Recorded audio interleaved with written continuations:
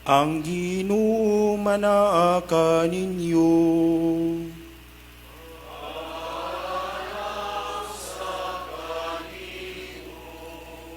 Kinutlugikan sa Ebanghelyo, sumala ni Juan.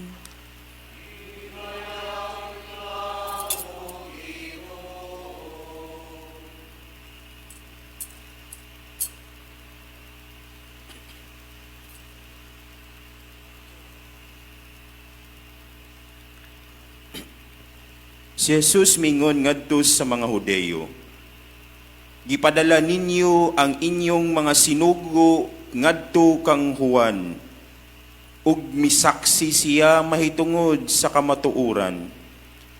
Hinuon wala ako magkinahanglan sa pagsaksi sa mga tao.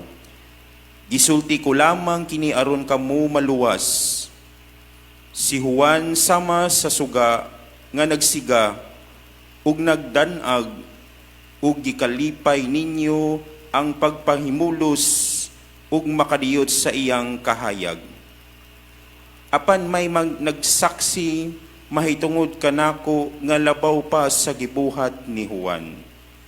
Ang mga buhat nga gipabuhat kanako sa akong amahan mao ang nagsaksi mahitungod kanako nga gipadala ako sa amahan. Ang Ebanghelyo sa Ginoo.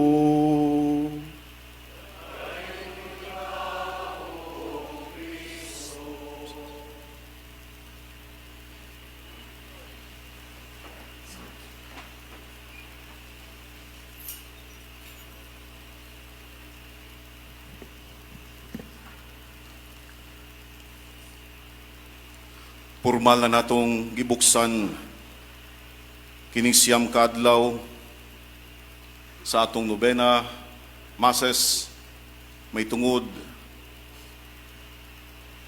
in honor of the Blessed Virgin Mary. Daghan kitag mga rason nganong miyanhi kita. We come here for a lot of reasons. We come here because we believe, because muna naandan sa atong kagalingon, sa atong pamilya, isip usa ka panata sa usag-usa. Ang uban mo yanhi, kung kay adunay special nga request, believing nga kung mahuman ang 9 mornings nga sakripisyo sa Misa di Gallo, matuman ang ilang mga gipangayo. Ug ang uban is just simply to honor the Blessed Virgin Mary. Pero ang atong gipaabot si Jesus, sigurado gyud siya sa iyang kagalingon ngano siya nga nagpakatao. He was so sure, and he is so sure of his purpose, why he came into this world. Tungod sa iyang misyon nga kita maluwas. To be our Savior. Kita. Unsa kita kasigurado sa pagdawat kaniya? How are we so sure to receive Him in our life by His coming? Sa ako nang gikaingon, nagkadaiya ang atong mga rason, pero para ka Jesus, usara ang iyang rason. Kita maluwas. Misa di Gallo na naman. 9 mornings no sab. But He comes to us confidently nga ikaw ug ako makita niya nga unta nga pagkuhuman miining atong sakripisyo, matuman man o di matuman ang atong mga gipangandoy o gipangayo, usa lang ang gipangandoy o gipangayo sa atong manluluwas, kausaban sa atong kinabuhi. Comes to us confidently, believing in you and me, nga aduna kita'y kausaban. Kausaban for the better, not for the worse. He believes in us. He continually believes in us. Muna'y kanindot sa atong Ginoo. Mituo siya kanato kanunay. Gitagaan kita, ug daghang higayon. Ug karon siyam kaadlaw usayo sa buntag sa atong sakripisyo, mausab kini ang higayon nga atong ihatag ngadto sa atong gipaabot ang atong Santo Nino. He believes in us amidst in our shortcomings. He comes for us even if we are unworthy, even if we are sinners. After all, ang misyon nila dinhi sa kalibutan, not for the righteous, but for the sinners. He loves to dine with the sinners. He doesn't set any condition at all kung kinsa ang iyang pagadawaton. Mo nang naa kita karon dinhi, muangkon man ta nga kita makasasao di, usa lang ang tan-aw sa Ginoo kanatong tanan. Paglaom kanato sa usag-usa. Sa matag usak kanato, aduna kitay paglaom isip usa ka santos nga simbahan nga nagalakaw ngadto sa kaluwasan. His coming is an act of Him as God. Mao kini ang iyang pagbuot. Bisan Dios nagpakatao. He did not seek any approval for men and from men. His action, ang iyang gihimo, was not dedicated upon anyone, dictated by anyone. Wa siya diktahi ngano siya mianhi. Pagbuot sa iyang kagalingon isip Dios, ipadaha ang iyang anak. Ang iyang desisyon was not swayed by public opinion, just like most of us. Nga itong mga desisyon, kung unsang desisyon sa katawhan o sa kadaghanan, desisyon usab sa Ginoo. Mao ka na ang atong pagtuo. But for him, his decision at times sukwahi sa kagustuhan sa kadaghanan. Nor even worried about the stubbornness of his detractors, like the scribes and the Pharisees, but even pitied from their stubbornness of heart. Nianhi siya and accomplished the purpose for which he was born. He came and doesn't mind if the crowds agrees or reject his words. Kisihudang gidawat nato ang iyang mga puong. Pero kanunay siyang namati sa atong mga puong. Kisihudang wa nato gitahod ang iyang mga puong. Pero kanunay siyang namati o naminaw sa dihang midagoy-ngoy ka diha sa iyang atubangan gikan sa imong kaugulingong mga pulong. He came and doesn't mind if the crowds agrees or reject him. In the face of opposition, Jesus even forged ahead. Nagpadayon ang Ginoo.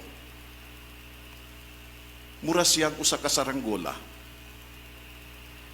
He rose against the wind, not with it. Kanunay siya nga mitindog bisan tuod sukwahi sa kabubuton sa mga katawhan. Ngano man unsa may kabubuton natong mga katawhan? Usahay nga atong kabubuton tinukmod sa atong kagalingong personal nga mga interes. Usahay nga itong mga kabubuton, may tungod lamang sa atong kagalingon, sa atong kahakog, o sa atong kahitason. Munang usahay mingon kita mo reklamo kita. Ngano man ang Ginoo, gahi man kaayo, hangyoon. Nga hangtod karon, ako pamangyong gipangayo. Why it takes me 9 mornings for me to achieve and believe what I prayed for would be given. But one thing is for sure, he was confident nga sa iyang paghatag kanato sa iyang grasya para kana sa atong kaayuhan, dili sa atong kalaglagan. He came to us. He was confident that he was the bearer of truth and believed in himself. He completely knew sa Ebanghelyo, even if John the Baptist testified on his behalf, still it would not be enough to convince everyone to believe on him. Bisan pa anaa si Juan, nga may pisadaan ka nato, linisi o lipiyuhi ang iyang daan kay moabot siya, pipila siguro lang ka nato ang namati, diha siyang mga pulong. Tungkay nagpagtigbabaw ang atong mga kaguling o kagastuhan, base sa atong mga pulong nga atong giyungo, diha siyang atubangan. Reason why, mianhi siya. Mianhi siya, he came to testify on his behalf, on behalf of John. Ug mingon siya, for the Father is in him, and he is with the Father. This is why, mao kini ang rason nganong siya nagpakatao. This is why he is incarnate. The word of truth made flesh. All of his, he lay a solid foundation for us to believe in him, and not to reject him. 9 mornings na naman, hinautunta, 9 mornings, 2024 edition. Mao na kini ang sinugdan sa atong kabaguhan, isip usa ka katawhan ug magtutuo nga adunay pagtuo ug paglaom sa atong Ginoo. These 9 mornings of self-sacrifice, renewing once again, bag-uho na usab ang atong kagalingon, ang atong mga panata, ang atong gitawag og promise sa atong Ginoo.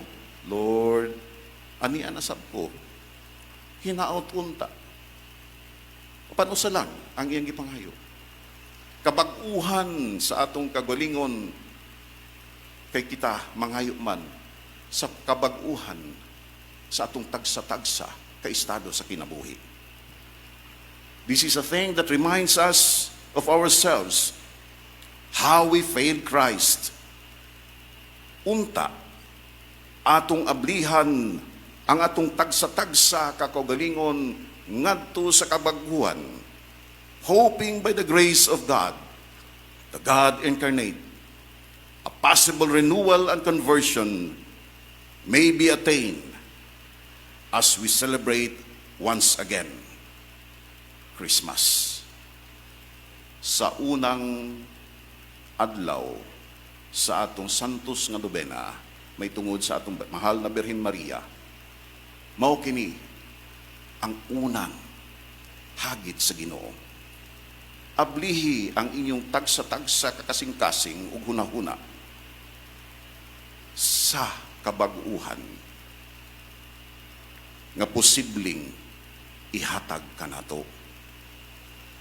Kay mao kini ang magpukaw o magtudlo kanato ngadto sa iyang sabakan, isip mga katawhan o mga tumutuong nga naglaom sa iyang mga grasya o kaluoy. As a pilgrim church, we continue to hope that once again, through this sacrifice that we have, the blessed Lord would lead us finally to His home, for good, for each and every one of us. Amen.